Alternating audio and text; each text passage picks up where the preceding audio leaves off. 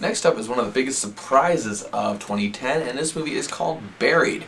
It's an independent film starring Ryan Reynolds, and here he really breaks out of the mold of being just the good-looking, funny guy. And Reynolds is excellent, as the movie's premise is simple as this. He is a truck driver, buried alive in a desert in Iraq. And that is your movie. That is your whole plot. And it's him trying to find a way out and trying to contact people from his cell phone. Yes, that is the entire movie. Ryan Reynolds is this movie. Now, when you do a movie like this, the pressure is on. I've seen actors, great actors, fail at this sort of premise before and just not make the movie interesting. But I've seen others succeed with it, like Tom Hanks in Castaway, John Cusack in 1408, or even last year with Sam Rockwell in Moon. Now, granted, some of those movies, you saw little parts from other characters, but this one, Reynolds is pretty much basically entirely by himself. And there are some recognizable actors who actually have familiar voice work when Reynolds calls them from his phone. Now, again, the frustrations are there. We identify with his frustrations. Here he is, pretty much, could be dead any time now, and he's just trying to just contact anybody he possibly can.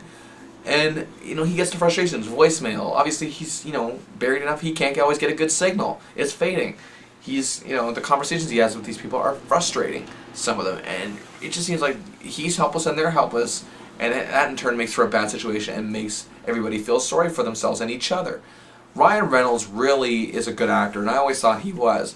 He's chosen some questionable roles, but as a young actor, I've liked him since his old sitcom work on Two Guys, a Girl, and a Pizza Place back in the 90s. The young Canadian actor really has shown a lot of charisma on screen in films like Waiting and even Foolproof, another Canadian film. But yet the thing is that he never really truly got to show how good he can be. You see so many guys talented just like he is who have the look, that girls like Brad Pitt did for many years. Nobody really took Brad Pitt serious as an actor for many years. But yet then there he was, really performing well in movies. I think Fight Club really made a lot of people take notice of how good he really was. Whereas I think right here, this is Reynolds' Fight Club. This is his movie where he really shows what he's got as an actor. And to me, to carry an entire movie by yourself and keep it interesting is an accomplishment that, like I said, even some of the greats have failed at. Now, again, when you want to watch a movie like this, you want to be captivated by this character's struggle.